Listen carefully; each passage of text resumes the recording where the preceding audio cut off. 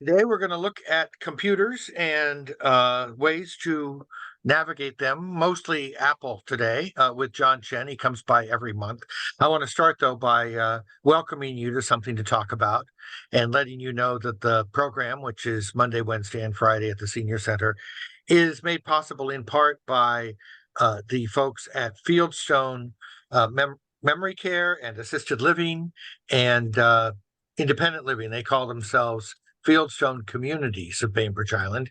And if you are interested in getting a tour or learning about their um, day stay or respite programs, you can call this number 260-594-1010.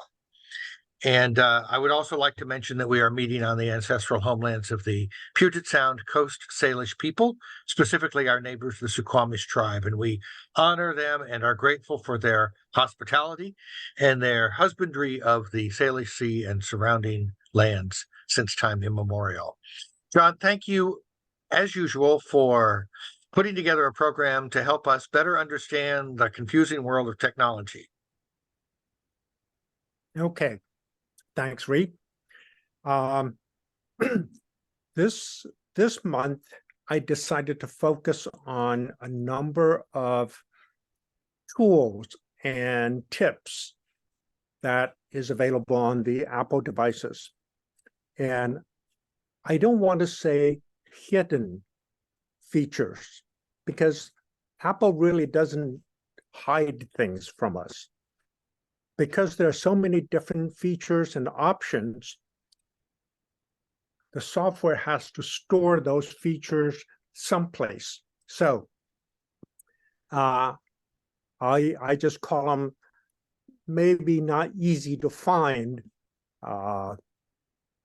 features. Hang on a second. Let me change my, okay.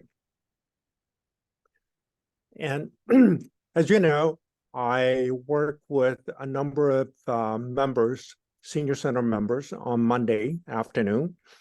And what I am seeing quite often are people getting a device, let's say an iPhone, iPad, or a Mac, and they try to find things. And whether they're trying to find an app, or try to find a file that they have created, or trying to find a photograph. And they will have to search through the whole slew of files and programs and photos on their phone. So I'm going to focus on ways to make your finding things job easier. That key is a magnifying glass. It is on the Mac, it is on the phone, it is on the pad. What the Mac would do is anytime the system gets created, the system will it will do an entire inventory of your disk, of your system, and it will index every word that it finds. So if you have a document, somewhere in the document, you talk about vacation, you talk about Kauai, and it doesn't have to be in the name of the file. It can be just someplace inside the file. So a Mac would do an entire inventory of what you have on that device. Same applies to a phone. So whenever you're trying to find a function or whatever you are trying to find, look for the little magnifying glass. On the Mac, it's on the very top row of your screen. And there's a function or app on a Mac called the Finder, or on the phone, it will be called Files. There is a magnifying glass. In Photos, there is a magnifying glass on the sidebar, and sometimes it's called Search. When in doubt, click on that magnifying glass. It will give you a window for you to type in whatever you're searching for. You can search on anything. You can search on, if you, let's say, created a file with some name, and let's say a diary, a travel diary, and you have a whole bunch of travel diaries, maybe one to Hawaii, maybe one to Texas, one to the East Coast.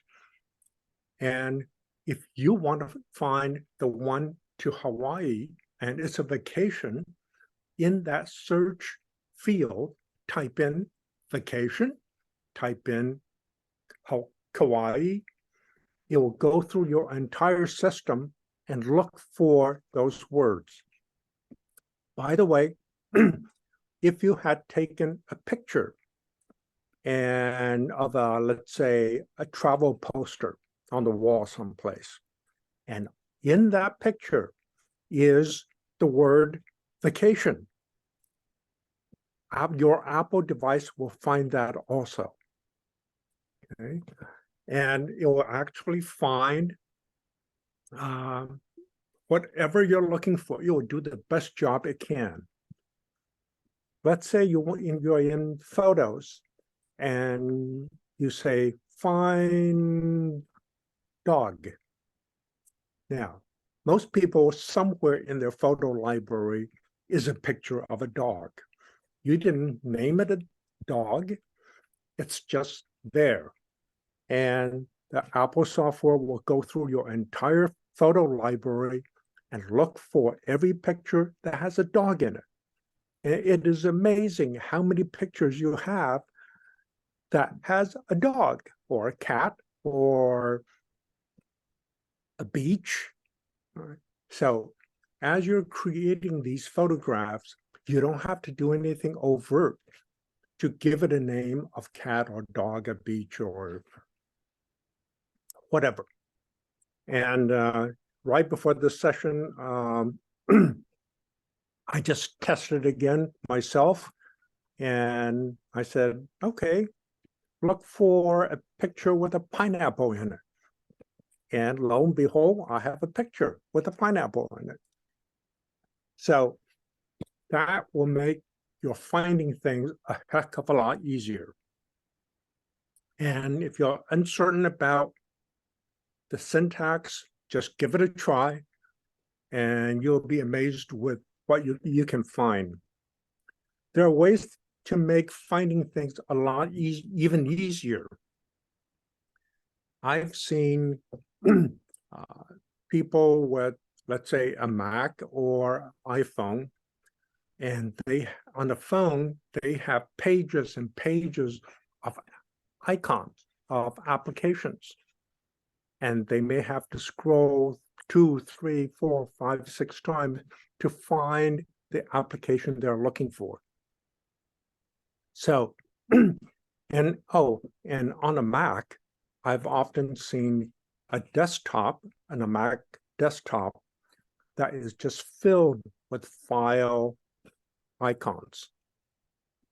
And sometimes people will really struggle trying to find the one that they're looking for. So it's called folders. You can always create a folder containing related info, however you want to relate the files together. Like my folder, old desktop, which is full of that desktop that was covered with files. Rather, I just put them all in another folder and said, okay, which reveals a lot about me, I think. And absolutely. And for example, you may want to take all your bank statements, create one folder for your bank, and take all the files related to that bank, put it in that single folder. It's going to simplify your list of files on your machine, whether it be a phone or a Mac or a pad. You can group related items. Maybe you want to take all the utility bills, put them into a single folder. And in a little bit, I'll show you a video of how you can create a folder on your phone for all related apps. Another thing you can do for, I don't know how many of you uses Notes. And it is an app that's available on the phone, on the pad, and on the Mac. Notes is a way of quickly creating a note, which can be small, which can be big. It can contain a PDF file. And what you can do is, I'm sure that some of you have heard of the term hashtag. Well, in Notes, you can create hashtags. So let's say you're writing about a vacation, and somewhere in this notes, you ate a pineapple. So you could put in a hashtag by type in # followed by the word pineapple. And you can go on. And so you can actually create a list of names or words that you think is important to that file. It will make your job easier to find that file. Yes. So when you say that you create a hashtag pineapple, does that then become, as it is with many social media sites, a searchable link? Absolutely. And at the same time, you can go to the bottom of the sidebar in Notes. It will show you every single hashtag you have ever created in all of your files. So maybe one time you put in pineapple, maybe another time you put in fruit, all right? And maybe you meant the same thing, maybe you didn't, but you can create a hashtag to make your job easier when you're trying to find things later. Remember, you can use any word you choose to create this hashtag.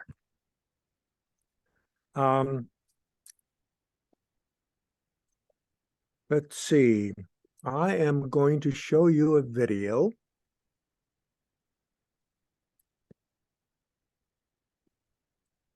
I created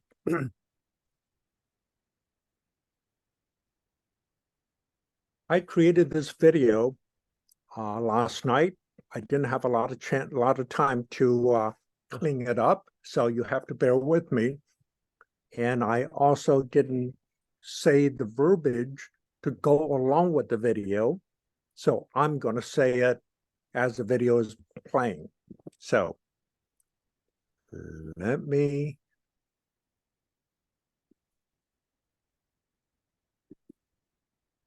okay.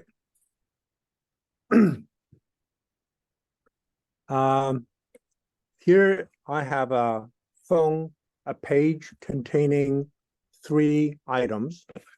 And let me get this started. What I really want to do is, it would be nice if I can take these 3 apps, put it together into a single folder, which will simplify the screen.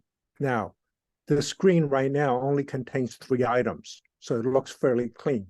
But what will happen if this screen contains 20 items, and these 3 things are spread out all over the place? So all right, here are 3 apps, and I will click on an app, press it down to hold, it will go into a wiggle mode, and I'll lay it on top of another app. And notice, yeah, sometimes you have to chase it a little bit. You can put it wherever you want.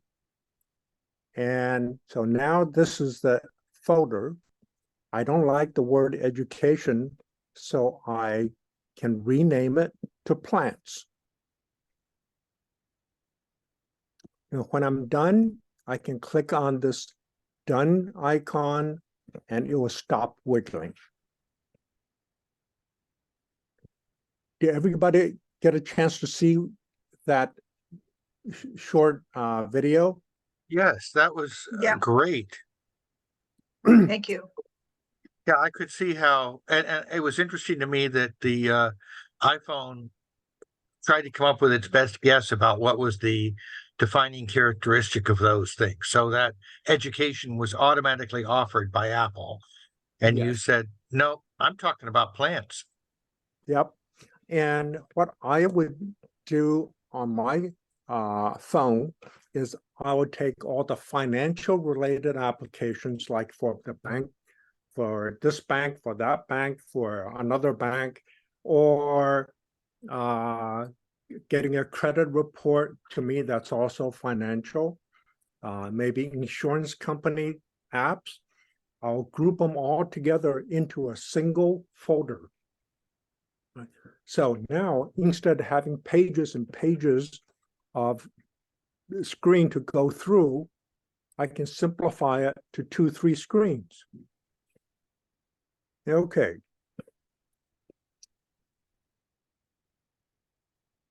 Another thing that I do to make my job easier when I'm looking through all my email, everyone has hundreds and thousands of email, and it'll be great if you can organize it. So I have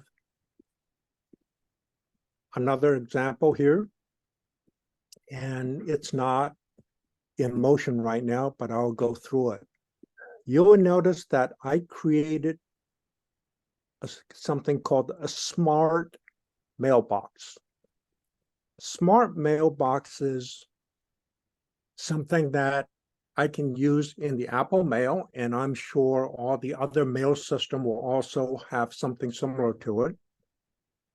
I want to be able to consolidate all the email that I get or the email that I send all to or from Senior Center, group it all together into a single place instead of having it intermixed with all of my other email.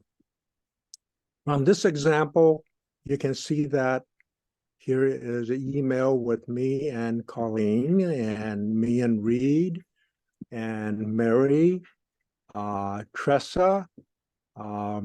So let me go through the video and show you how I created that.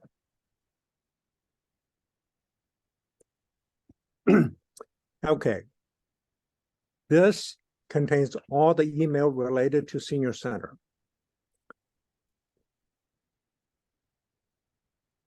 And I called it BISCC related. Up on top, there's a plus sign. And if I want to create a new one, I can click on that plus sign and I can give it any name I wish.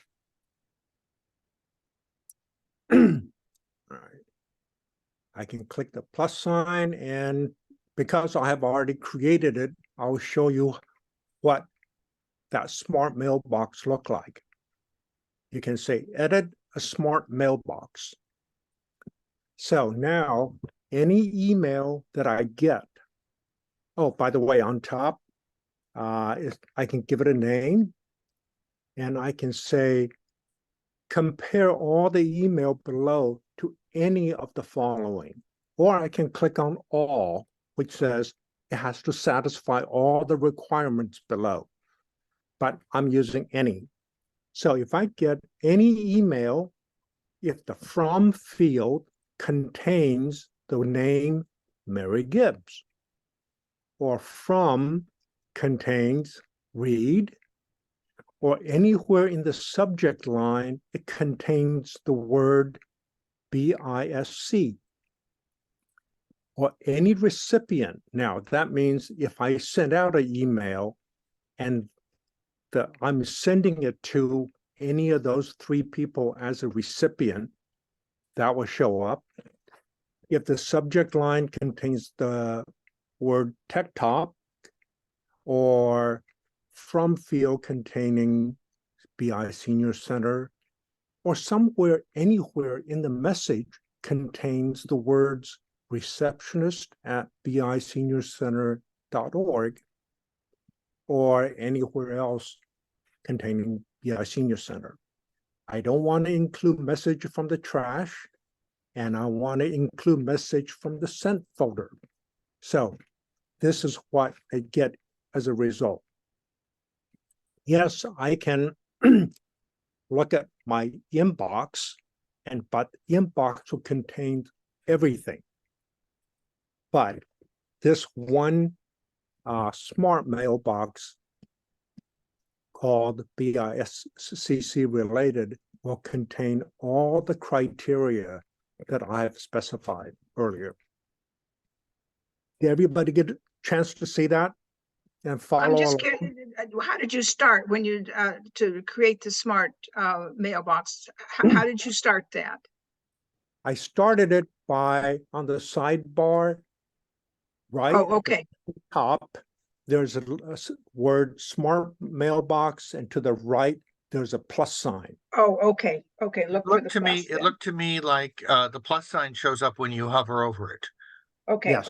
So it might not be there when you just look at it. You have to move your Okay. mouse around a little bit. Okay. Got it. Now, you'll notice that a lot of the things that I've added to it, I've added to them over time. Meaning, initially, I said, okay, I just want to get mail from Mary and Reed. Then later, I'll get an email and it says, hey, how come this email isn't in that list? So I'll go in, add another compare criteria to it, and that will get added. So over time, I have added different situations where different things in the document or in the email that tells me that is a senior center email. So I can keep on modifying it and add things to it.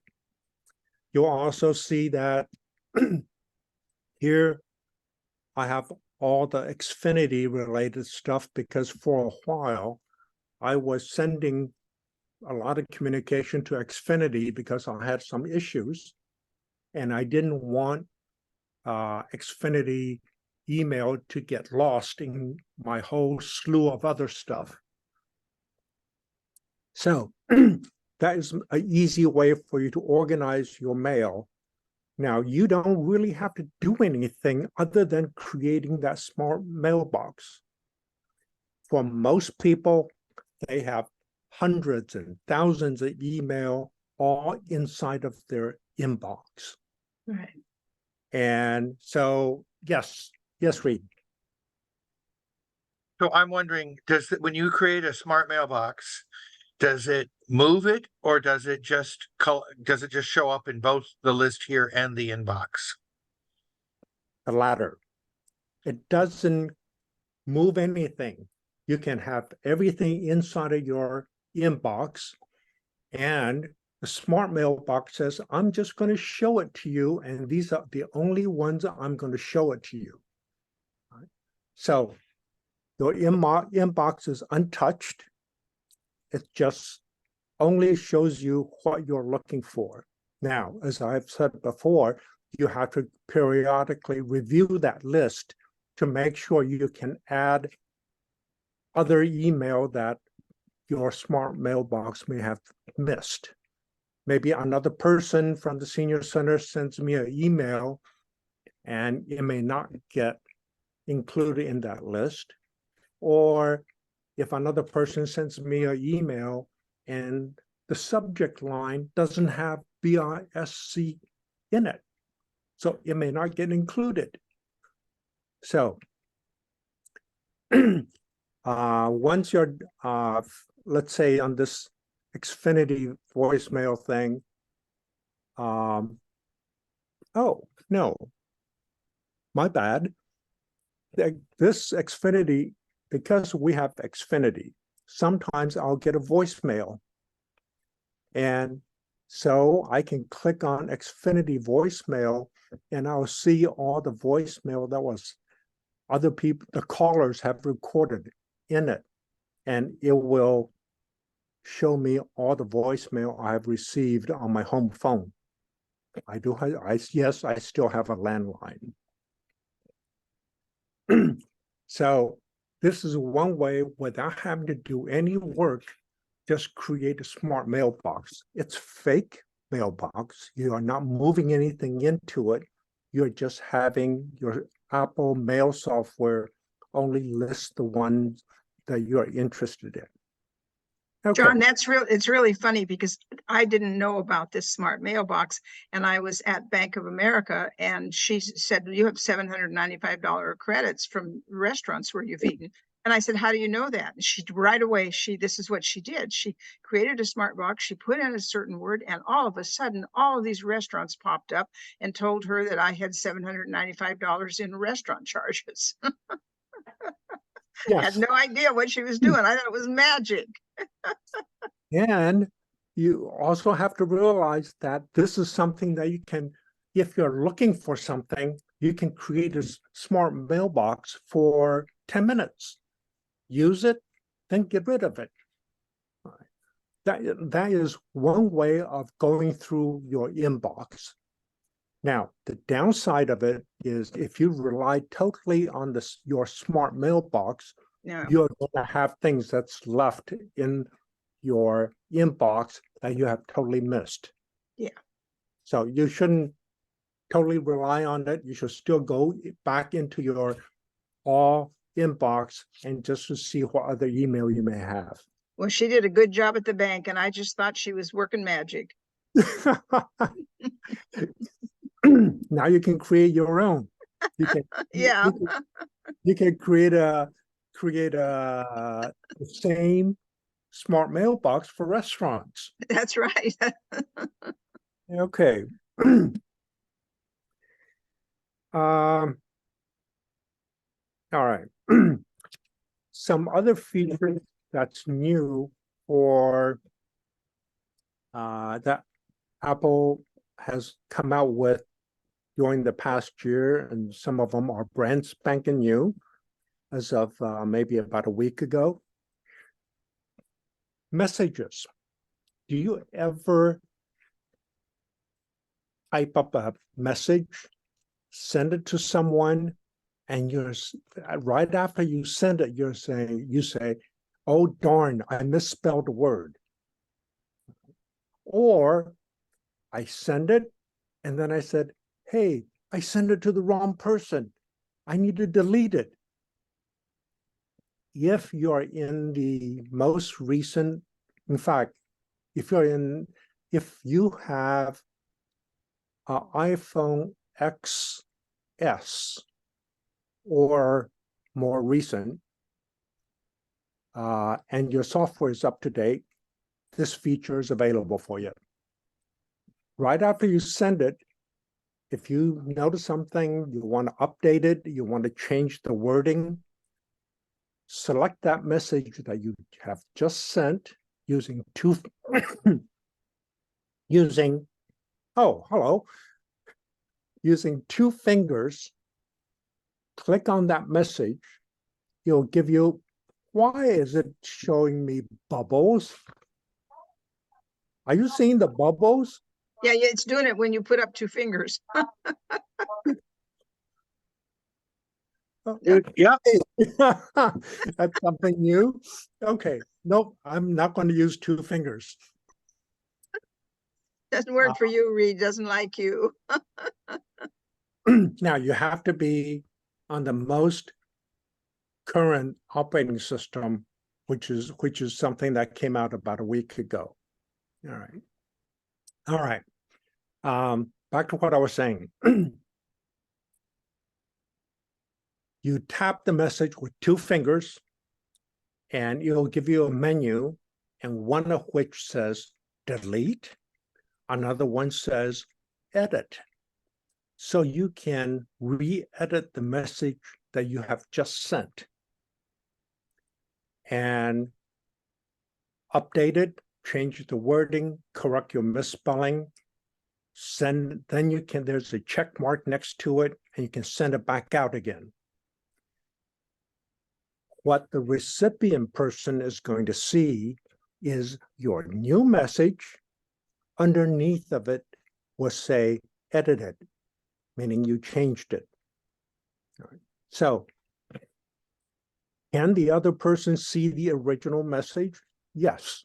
If they tap on edited, they can see what was the original message and what is the current message.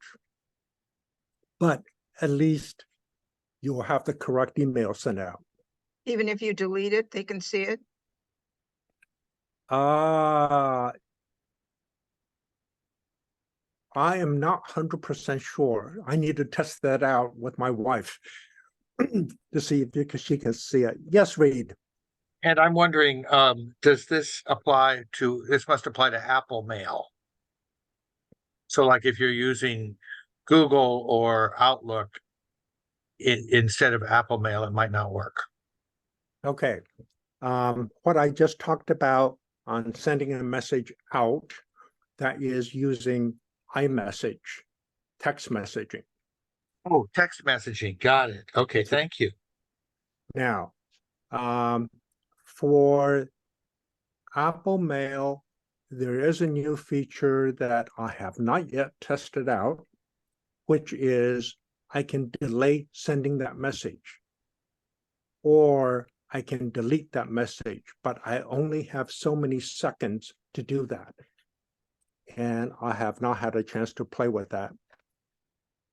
But I believe the feature is there now. So Thank you.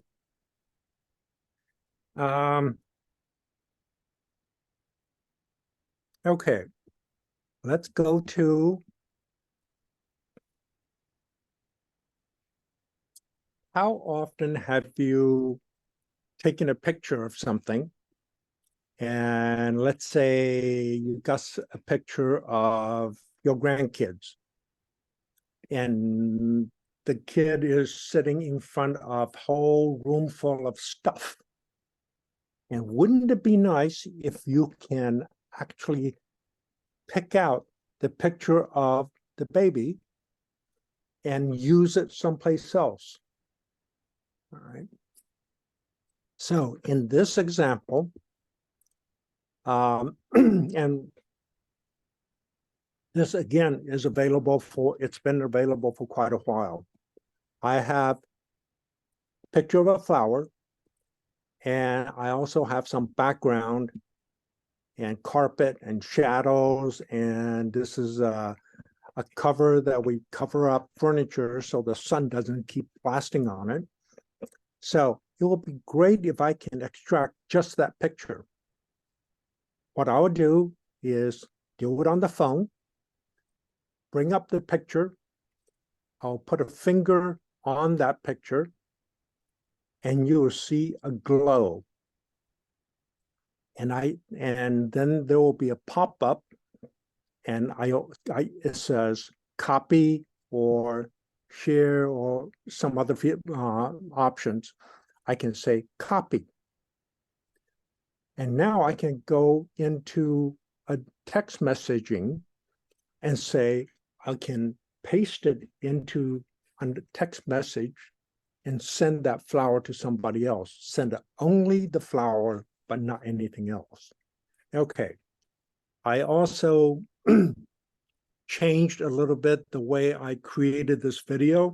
So you're going to hear sound on this one. You ever had a picture that you want to take something, a portion of the picture out and use it someplace else? For example, you may have a photo of your family or your grandkids, and you want to take just the grandkids themselves out of the picture and use it someplace else. In this case, I have a flower. And what I can do is I can extract the flower, throw away the background, and use the flower in some other application. And by the way, when I do this, this will not destroy the original picture. I'll place my finger on the flower and you will see a glow around the flower itself. There you go. And at the top of the screen, you now see a pop-up that says copy. I'll tap copy. And now I have a picture of the flower. I'm going to go to a message app and I can tap on the text message portion and then I say paste. Here's the flower. Now I can send that picture to whoever, and the same picture, I can use it in a document, in an email, wherever you like.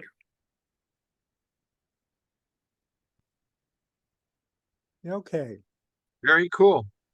It's amazing. And earlier I had talked about when you're in the photo app, you can do a search. And what the Apple's photo software is doing is it is recognizing that thing in the middle of this picture as a flower. And it drew the outline around that flower so I can extract it. When I said copy, it'll go into a scratch pad, and then I can paste that into any document or any place else I wish. So that is super handy. Okay, something that is brand new as of last week. So if you have a phone that is iPhone XS or later, or is it XR? I'm not sure. It's one of those two. And get the operating system updated, and you can do something else. This something else. Okay. When I was working, I had a stack of business cards that when I meet a new person, we would exchange business cards. Now I'm retired. I don't have business cards anymore, but I will meet people and they'll want to know my phone number, my name, my email address.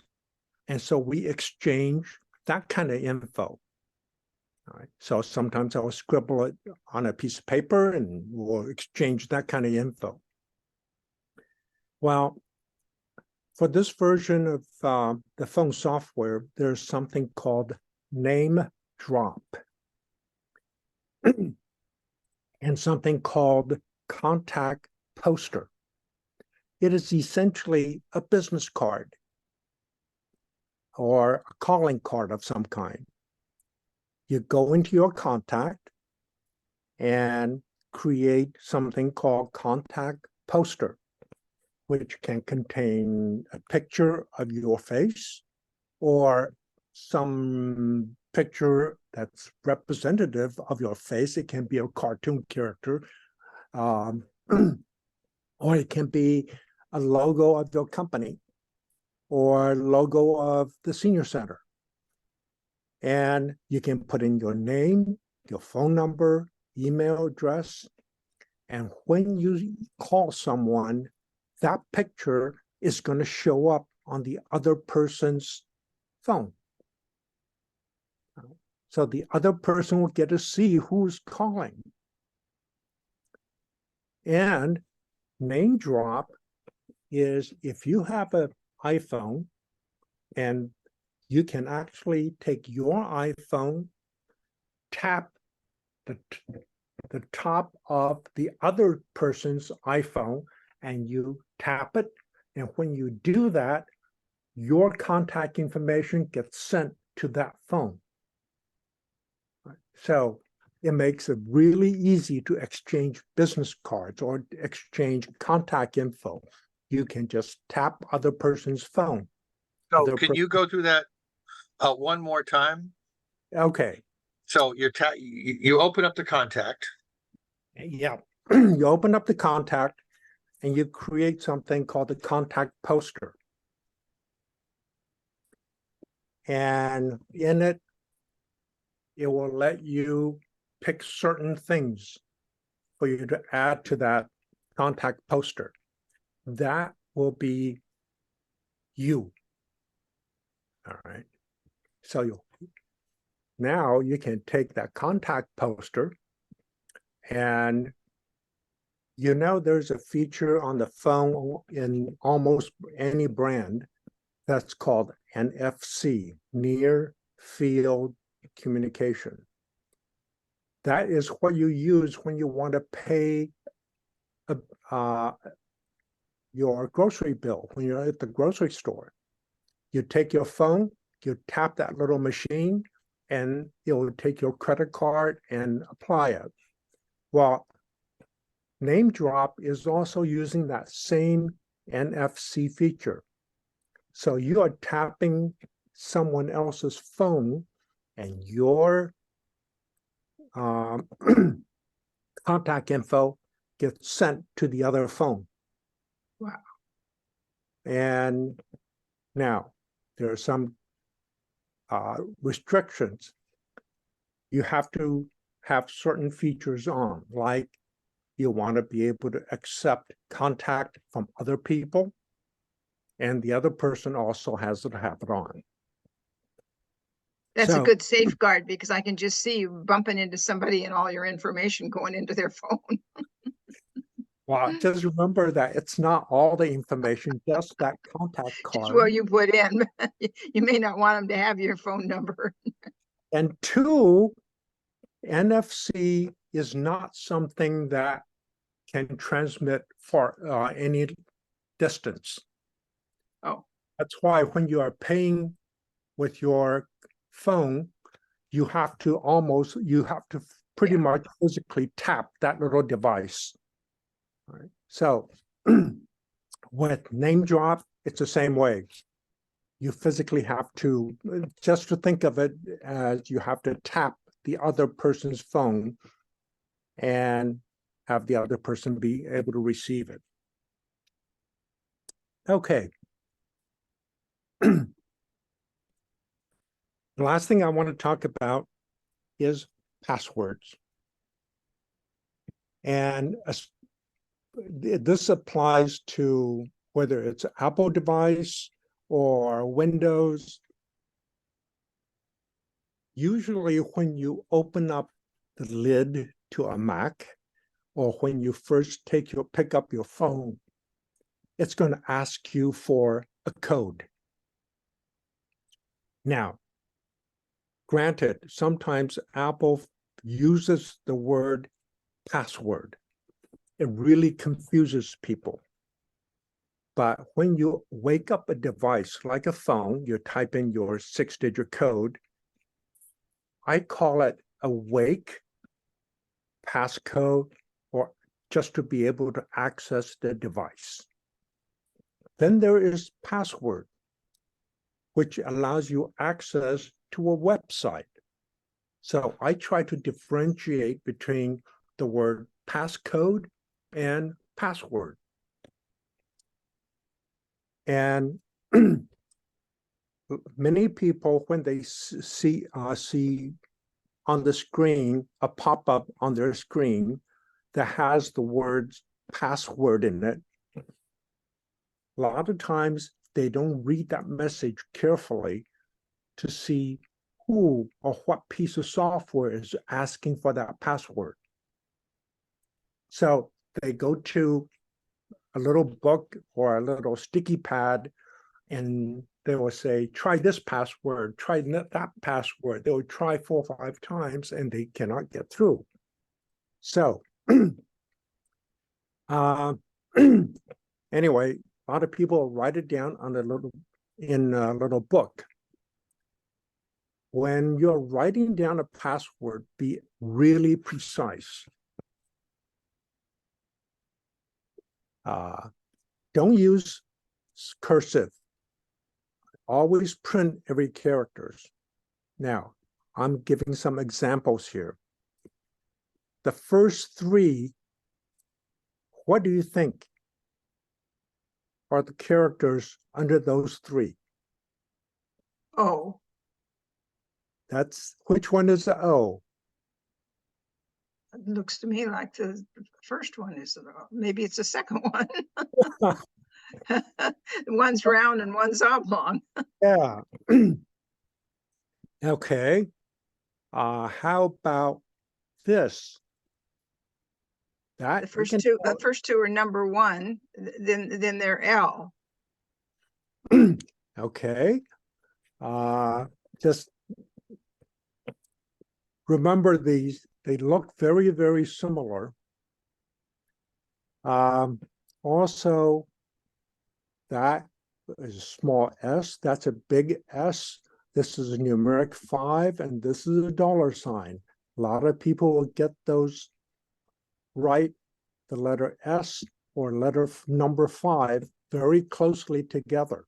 So if you do write passwords in a book, if you write it not very clearly, afterwards, when you're trying to look that up, you may not get the right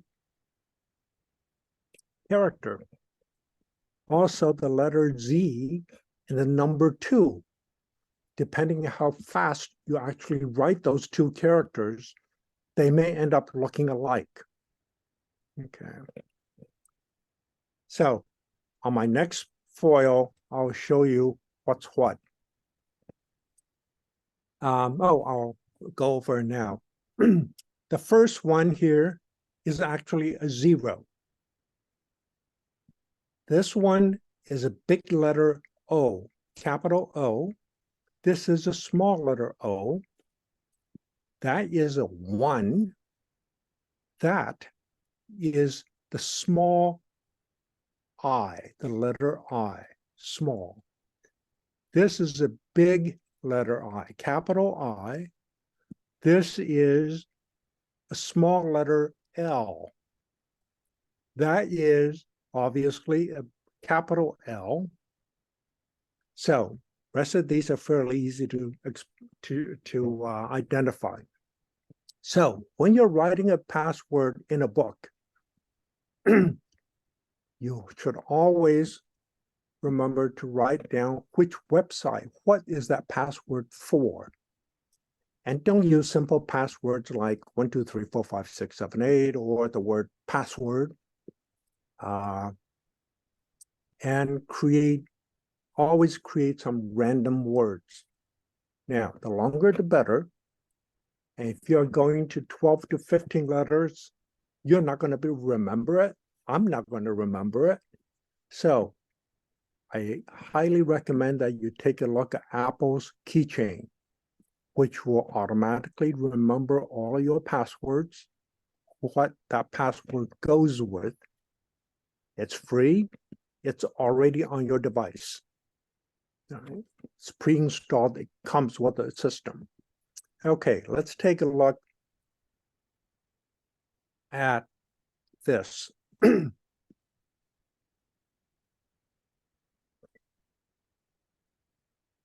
When I write a password down, that is how I identify it as a 0, meaning a circle with a slash. O has a little curly Q on top. And you will also notice that I write small letters just like capital letters, except they're smaller. Okay. And there's a reason for that. There's a 1, that's a small letter I. That is a capital I. That is a small L. That's a capital L. And over here, Z, I put a slash across the center. That differentiates from a 2.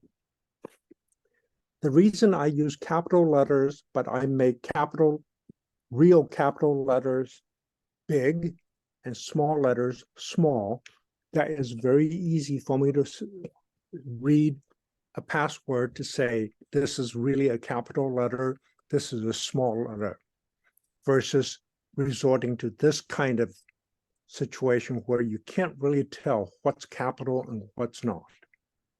Okay. So the clearer you can make your write down your password, the easier it would be for you to later get into an online system. Just remember that if you, for any reason, forget your password, unless you have set up some kind of alternate email, a recovery email address, you are not going to be able to get into it. And the company, the website, they are not going to be able to help you get into it. The only way to do that will be when you first set up your account, or later you can go in and change that account to say, I want to use make up my own question and answers, like what is the name of your dog? All right. You can, or name of your first dog, and you can type an answer. So you can go through password recovery steps for different websites.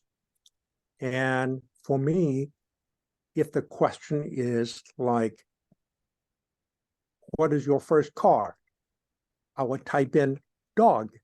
All right. I don't have to give it a real answer. I just have to give it an answer that I'll remember. All right. And how successful you are in getting back into a website, it all depends on how clear you save your passwords. Questions?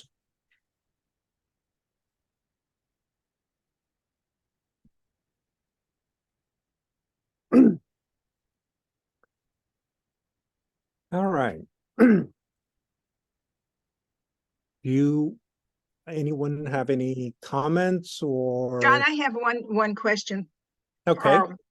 I got a notice from, I think from the phone company, saying that I had paid off my iPhone and would I like to upgrade? And I'm wondering, why would I upgrade? I consistently have automatic updates of when they say there's updates, and then I go ahead and have them update that. Why would I want to get a brand new phone? Okay. A phone gets old with age. The updates that you get is for the software. Now, and when I say it gets old with age, a phone should last at least 5-6 years. Oh, okay. Okay. And for me, last time I switched a phone was after the phone was 6 years old. Now, new phones, a new phone comes out every year. The new phones are a little bit faster. They are able to take a little bit better pictures. But from generation to generation, the amount of differences really isn't that great. Now, one thing that does happen with your phone, after 3-4 years, the battery in that phone starts to degrade. Maybe when you first buy that phone, you can get through a whole 24 hours without charging it. After a few years, you may only be able to last 18 hours, 20 hours. But if that is the main issue with the phone, you can take that phone to the Apple store, have them put a brand new battery in it. And that will cost, I haven't checked, it used to cost somewhere around $80 for a new battery, right, if that is the problem. And usually older phones, that is the first thing that comes up. Thank you. That's helpful. Okay. Hi, Anita. My question is about organizing my photos. I Okay. I put them in albums, or I started to do that. And then I thought, oh, now I can delete the photo from the main thing, and I just lost it. So that's what happens, right? Now, remember, when you delete them from the main library, it stays on your phone for 30 days. Mm. I knew Okay. that, but I didn't know how to get it back. Okay, on the sidebar, depending on how you did it, you may still have all of them. On the sidebar, did you do this on the phone or on the Mac or? I think it was on my iPhone. Okay, and there's one folder called recently deleted. Go into there and it will ask you for your wake-up code. All right, that's the code you use, you type in when you first pick up your phone. And then it will show you all the pictures that you have recently deleted, and I think it's 30 days. And you can select all those pictures, and you can tell it, or just one picture, you can tell it to restore it, recover it, and you'll put it right back to the main library. Okay, thank you. I hope you get it back. Well, I sort of experimented with one that wasn't too precious. Oh, okay. Okay, good, good. At least you experimented. That's good. Yeah. Okay, it's 2:28. It sure is. Oops, it sure is. Thank you, John, for another informative month. And I know that I'll go back and look at this because I'm going to figure out some of this stuff like the contacts again. Okay, Thank you, John. That was really Thank you. helpful. Yes. take care. Thank you.